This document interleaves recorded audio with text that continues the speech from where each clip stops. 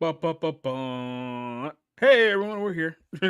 How you guys doing? We are here for episode 76 of the Friday Night Movie Club. It's late on the night. We have a pretty good movie to talk about. Then we also have a very bad movie to talk about before we talk about the good movie. But I'm joined here once again in my group of cohorts. I got this is Rob Model back with us once again. How you doing there, Rob? Pretty good, pretty good. Drive Away Dolls was not good. I was kind of hoping maybe it might be, but it was not. Oh yeah, we'll talk about that steaming hunk of pile turd here in a second. And joining us here is our special guest here for the night. Join us for a movie night, Mr. Dante. How you doing today? What up, man? Thanks for having me. I'm doing all right. Yourself? Well, I mean, we were doing pretty good until I saw that movie last night. So, obviously, here you guys know the thing. We're gonna be doing a movie night here. So, the first few minutes of this show, roughly about 30 minutes or so, we're gonna be doing on YouTube, and then after the show, we're gonna be switching off of YouTube, going exclusively to Rumble and on Twitter. So, if you want to watch the film with us live here, that's where you go do it. I'll send you guys the link so you guys can cross over as well throughout the course of the night. But I wanted to start off this show talking about a film that we were initially all going to review together, but then I realized not everyone was going to be here tonight. So I was like, no, what? Let's just talk about this film in passing. So let's start off talking about Drive Away Dolls. If you guys follow me in the comments on YouTube, you probably already heard my thoughts about this movie going into it. But this is a film that I saw late last night. By the way, shout out to Regal, who decided to, for some weird reason, I bought my ticket maybe about a week before the film came out, and then as I show up to the theater, they didn't even tell me that apparently the theater had changed location. So I had sat there for like 30 minutes waiting for the film to start, and all of a sudden Lisa Frankenstein starts beginning. I was like, oh yeah, great, I'm in the wrong theater because nobody at Regal told me. So I missed like the first 8 minutes of this film, but I have to think that this 8 minutes really wouldn't change much of anything to begin with. So this is a film. The whole premise of this film, because they're really just a premise, there's no actual plot, is that two lesbians are driving down to Tallahassee to get laid, and that's pretty much it. That's pretty much as far as any depth of this film actually goes. And it wasn't until after I was ranting about this film, after the fact, I think Christian Toto gave us the Iggy on this, that the story behind this film is that Ethan Coen, who you guys know, one of the Coen brothers, who's directed No Country for Old Men, True Grit, Hail Caesar, a few other movies as well. Him and his to say the least. Him and his wife have apparently been in a quote-unquote open relationship, and it doesn't seem like it's very, very open. She's an outright lesbian who has been revealing, like, lesbian bars ever since. They've been married since like 1990, by the way, but apparently she has absolutely no interest in sleeping with him whatsoever because she just spends every single weekend in lesbian bars having sex with random strangers. And this film was supposed to inspire her story about what her life was like being married, by the way, in towns like, Florida and California and things of that nature. So I'm just thinking to myself, is this literally like Ethan Cohen's humiliation ritual disguised as the movie? Because you watch the film, it's only 84 minutes long. 20 minutes of it is basically like psychedelic flashback scenes with Miley Cyrus that have no real connection to the plot whatsoever. And after a while, you just realize, okay, there's nothing really going on here. It's like, oh, okay, well, the bad guys want, some kind of case that they're going around for, but it really doesn't play any importance to what's happening here in the story. It just, things are happening because they have to be. And really, the focus on this film is that, oh, well, these two are lesbians. One's foghorn leghorn, and one is basic, boring bitch Indian woman who's also gay. And that's the film. So that's my review. Rob, do you have anything to contribute to whatever the hell this movie was supposed to be? Yeah, I mean, there's a lot of movies that have done this much, much, much better. A big, I don't know if it's a cult classic, but just a big fan favorite is Midnight Run with Robert De Niro and Charles Grodin. Opposites attract, kind of, or what is the couple? They're complete opposites. They for whatever reason they're stuck together on a road trip. They're going somewhere. They have a like-minded goal in mind. Here there's not even characters. They're so thinly veiled projections of an uptight lesbian and a slutty lesbian. That's Yeah. like that's it. And you're right, there is no plot. It's a premise where there's a what's it called, a MacGuffin, basically, that Yeah. with what's his face's head. You know what I mean? It is a mess of a movie. And here's the thing, I honestly believe if your movie is funny, you don't have to have a plot. You don't even you can break all the movie rules if your movie is genuinely laugh out loud funny. This was not. This was a lot of try hard sex jokes and nudity, like crass language. And there was really, you can get away with all that as long as you have a human heart beating at the center of it. Unfortunately, that is lacking here as well. So, and again, this is a recurrent theme for 2024 movies. Not an untalented cast of actors, but again, you did nothing with them. At most they're caricatures with this really heavy-handed dialogue that's very like we're lesbians. It's like, yeah, we get it. Can we talk? Can we move past Is that there initial point? Exactly. Is there anything else to this movie? Because I made this point in my review for Bounding too. It's like the entire dialogue of this film is that, oh, we're lesbians and we like to fuck, right? That's the entire dialogue of the movie. So if these two aren't having sex, talking about sex, or making any kind of references to sex whatsoever, they have no dialogue. There is no personality to carry this film.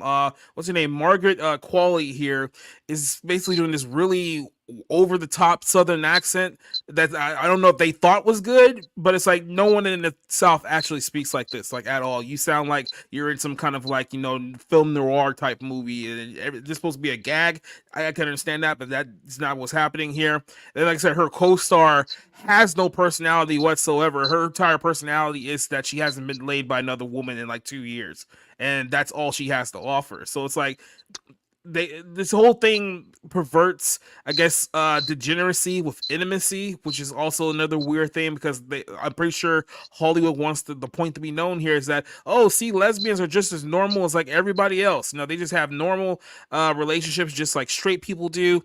And like I said, this film makes the same mistake as Bros. It's just like, okay, everything is about sex, and that's what our entire identity is. It's like have sex with each other. That's not exactly the message that you want to receive if you're trying to be like, hey, we're just like everybody else, right? Because I mean, even everybody else has job, goes to lunch every now and then, has some things that happen in their life that they can talk about. This has none of that. It's almost insulting. I mean, for somebody that wants to see themselves represented or whatever. I mean, hopefully they want a good movie first. But even if if they do want to see that, it's like all you're showing these people are they're whores. Like that's their entire personality. That Yeah. hey, you should stop being uptight and get laid more because you'll be much happier. And it's like, oh, is that all that constitutes your personality? Like, is that you know what I mean? And then, and I mean, Another problem that I had was the first half is like that road trip movie, like they're being tracked down by these hitmen or whatever, and then the second half of the movie is like this weird, earnest '80s era love story. I mean, it takes place in 1999, and again, that's another thing. So much of the dialogue is like modern, like talking about like trans. The gay community made fun of trans people in the late 90s. You know what I mean? Like they were still called transvestites or transsexuals or whatever. Gay you know what men I mean? So made fun of lesbians in the 2000s. It's like you're all not on the same side. Yeah, so a lot of that was weird too, where it was like you don't sound like people from 1999. You sound like like like you're a modern gay couple or modern lesbians talking as if, as if you're in 2023, not 1999. Yeah. By the way, I just want to point this out here. Apparently, my theater was giving away these air fresheners that had this little logo on there. I want to say that "Love is a sleigh ride from hell." I literally threw that away the second I walked into the theater. Like the trash can, like right next to the door, I just like toss it in there. It's like I'm not taking this home. Are you nuts?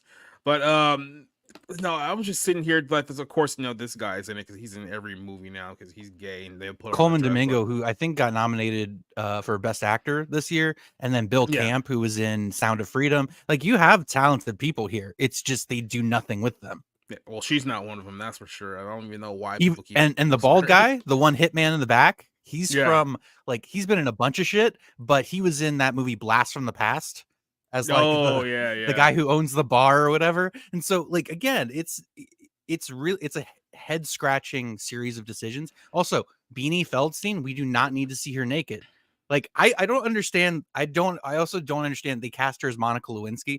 Like, wasn't Monica Lewinsky relatively attractive and not a fat ass? So I just anyway. When she was sleeping with when she was her in front of the camera.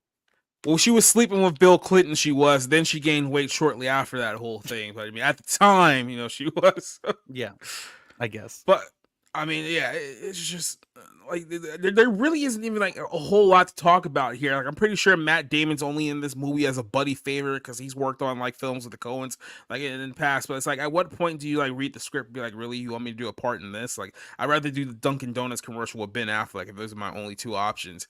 And like I said, I couldn't even find anything to even talk about as far as like a plot or storyline goes. We find out about halfway in that this is all because he's running for like senator or something like that, and apparently back in the 70s he slept with some woman who made a cast of his penis for sex toys, and now he needs to get the cast back. But I'm just like, well, then who's gonna like prove that it was even you? Like to begin, it's like it doesn't make any sense. It makes no sense whatsoever. That's why I say just the sheer laziness of this entire movie. It's like, this is like, dude, I was hammering down, like, looking at the really bad movies that we've seen over the last few weeks. Lisa Frankenstein was probably going to be my top of the list before this one. We just saw Madam Web last week. That was awful.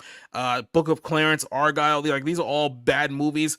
This one is the worst one so far this year, because the only good thing I can say about all those other movies that I mentioned, at least it attempted to have a storyline. At least there was an attempt to actually have a story with any of those films. This one didn't have anything at all.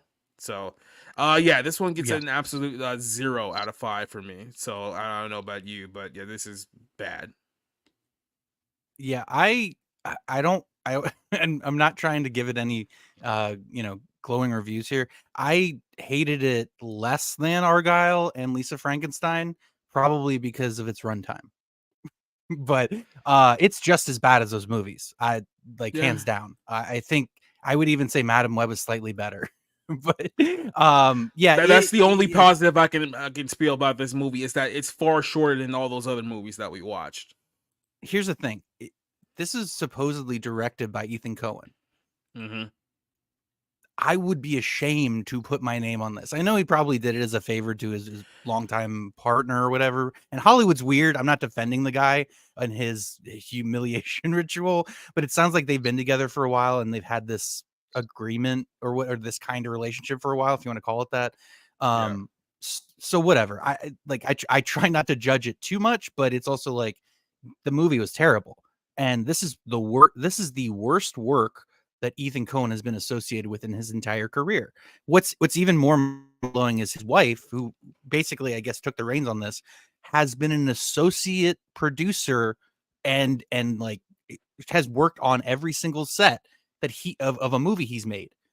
So it never you never could think of a better script or movie idea after after all of those opportunities of great movies that were made, and you got to see it up front, up close and personal, and this is the shit you make. This is an embarrassing vanity project. I talk about that all the time. I said that about the Fablemans. Like this is the definition of a vanity project, something that is it's about like it's all about you, and there's literally no genuine story or sense of characters or reason to give a shit. It's one of the most embarrassing things ever put on a movie screen, honestly, if we look at it from that perspective. It's not even that just from the movie itself is completely embarrassing, but it's like it's the story behind the movie too. It's like I would never put my name on this. It's like I have to essentially admit to the world that yeah, my wife is sleeping with other women. She has been for like the last like 34 years of our pretend relationship that we've been having for here. And then it's like you let her co-write this, and apparently according to like the I guess the promotion of this film, she was pretty much a director for this as well. So he pretty much just let her say, here, hands on, just do whatever you want here. And then we got this freaking turd. It's like, do you have any integrity like whatsoever? Is as a man, do you just have no integrity and you just be like, no, sure, we'll just do this? And one other thing here that I want to point out too is like the two women in this film, like objectively, they're not bad looking. Like if you've seen them in like other stuff, they're not bad looking women, but they go out of their way to make them both look just frumpy and unattractive as possible in this movie. Is this like a thing within like the lesbian community that you have to look just like visually appealing? Like remember lipstick lesbians? Remember they were a thing?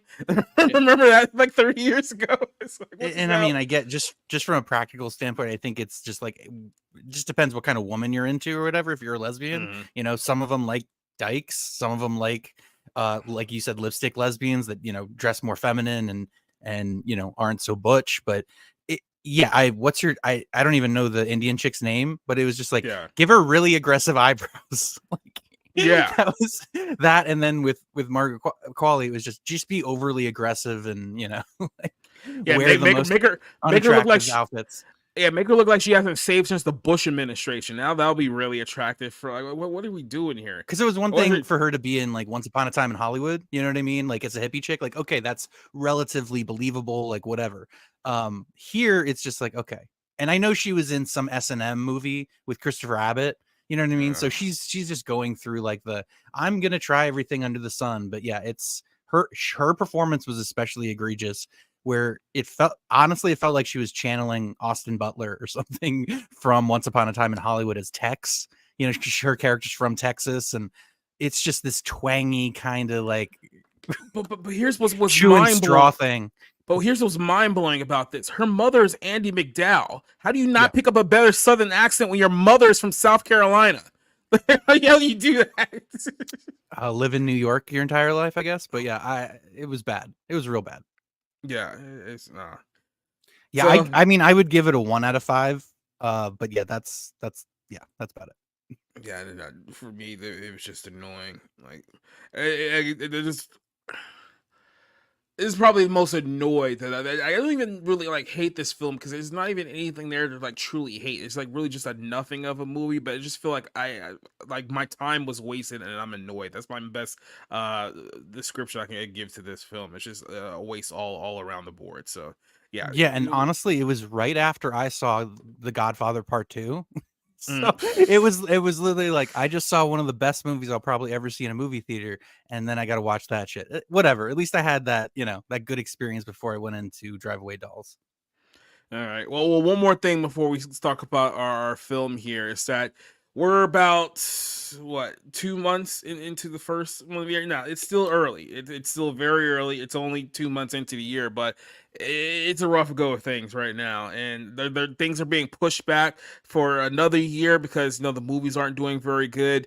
And I'm just like, look, everyone seems to be all in on this Dune movie. I think me and you pretty much share the same vision of Dune. Is that we just weren't that impressed with it to begin with. I'm probably gonna have to rewatch Dune 1 again before I watch Dune 2 this week. But it's like outside of that, I'm just looking down the pike. It's like, is this movie? I mean, is this year shaping up to be even worse than last year? Because I felt like last year was a pretty like decent like return from what 2022 was. Because I mean, we had Oppenheimer, we had some good movies come out last year, but this year it feels like we're on a way worse start than we were a year ago.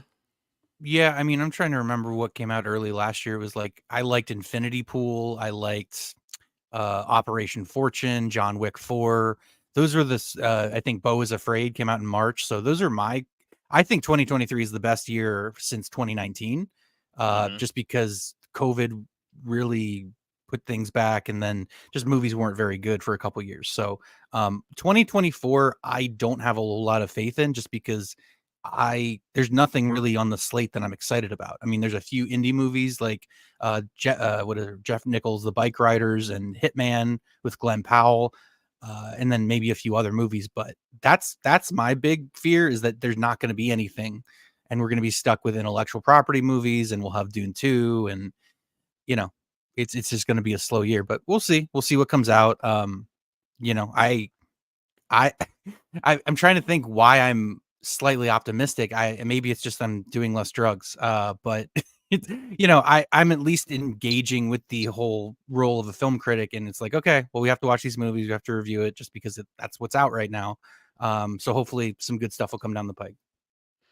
All right, then. Well, this brings us into our discussion of the film Ghost World here. So, Ghost World is a 2001 film that we put on the wheel, we spun on there. I just find it absolutely hilarious that, we got like one more movie night here to go before baseball season starts. I don't think we're ever going to watch Tremors. It's just going to be a movie that's just going to be on there like for forever and ever. Or maybe I'll just jinx it, but who knows. But Ghost World is a film that came out in 2001. It has Steve Buscemi, Scarlett Johansson, Thora Birch, and I believe it was directed by Terry Zigwolf at the time, or Zigoff. What was his name? Last name? Do you happen to know, or just Zwigoff, yeah. Mm-hmm. Zigoff? Okay. So, like I said, this was, you talking about like names. When we start going back like almost 20, 25 years, this is amazing like how many people are just no longer in the business anymore. But this is one of the names here that we're talking about. And there's a couple things about this movie, because even the reason why it's a cult classic, or considered a cult classic, because there's so many interpretations of what exactly this film is, especially when you get to the ending of this film, which I won't spoil for you guys here. But it's still one of these films that is still up for debate, like what was the meaning of like all of this, what things represented. And I think that's one of the hallmarks of like good movie, is that people are still having like solid discussions about it like years after it's come out, which is a very few films actually do. Like a lot of the movies that we've talked about like recently, it's like no one's gonna talk about these films again like 2 weeks from now. Other side, like, hey, remember that really bad movie that came out once upon a time? But this one's actually one that I'm pretty surprised has gotten such a good kick from it. So let me ask you this here real quick, Rob, then I'll ask Dante here. Have you seen this movie, and then what was your initial reaction if you have seen this movie before? Yeah, I think I've seen it once, and it was when I was like 16 or 17. So I kind of remember thinking that both of the girls were hot. You have Scarlett Johansson, who's kind of just like, she's young, but she's like at least a late teenager, 18, that kind of thing. And then you have Thora Birch I know her best from American Beauty, but I think she's been in other stuff too. So, and then Steve Buscemi's in it, and he's really good in it. And I just found the movie kind of sad, in terms of, I don't know, pursuing what you want and then being disappointed by it. That's Mm-hmm. something that I think as young people going out into the world, we can all at least somewhat relate to, where it's, you think one thing, and then you get to experience it, and you realize how it's not what you cracked it up to be. So those are kind of my impressions of it. It's funny because it's life in the mind of like a teenager, where you're just like all you think about is just like finally being done with school, finally graduating high school. Then that day comes, and then you realize, okay, well, this is what the real world's going to be now. And it's that realization of, oh crap, I'd like my life better when I was in school, because yeah, the next stage is going to be the best out there. But Biggle Metz here joining here says I watched The Island like 6 times because I thought the girl was hot, didn't figure out who it was till like 3 years ago. Yeah, I'm surprised The Island isn't on this list too. But the first time I saw Scarlett Johansson, you had to go all the way back to a film called Eight-Legged Freaks with David Arquette. And that was like the first time that I remember like seeing that. Was like maybe 02, 03, somewhere around there. And she was playing like the teenage daughter like in that film. And I was like, oh yeah, she's pretty hot. And then of course, like only like a couple of years later, I think she was in, what was the movie with Bill Murray? Lost in Translation. Lost That in was my Translation. That was first it. Scarlet movie. Yeah.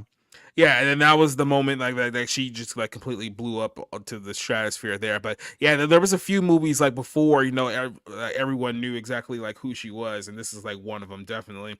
And Eddie Brock here saying Ghost Wars is a solid movie. Also a trigger warning for me. Thora Birch has a big booty. Yeah, I mean, there's a lot of young Jewish women with big breasts in this movie. So if that's what you're that's what you're telling us, you should be very excited. Dante, let me ask you: have you seen this movie before? And have you seen this movie? This is the first time you watching it. Well, first off, how do I sound? You sound great. Like I said, it's just some kind of like slight feedback that we keep hearing there. But I mean, when you talk, we can hear you. Well, not too much TMI, but my basement level apartment is next to a big ass air conditioner.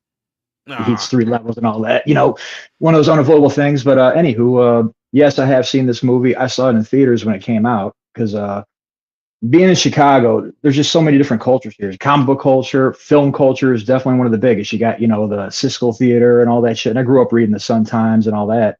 Big movie buff. I saw that when it came out because people were already talking about it. Ebert gave it like 4 stars and shit. My first impression, I walk in there.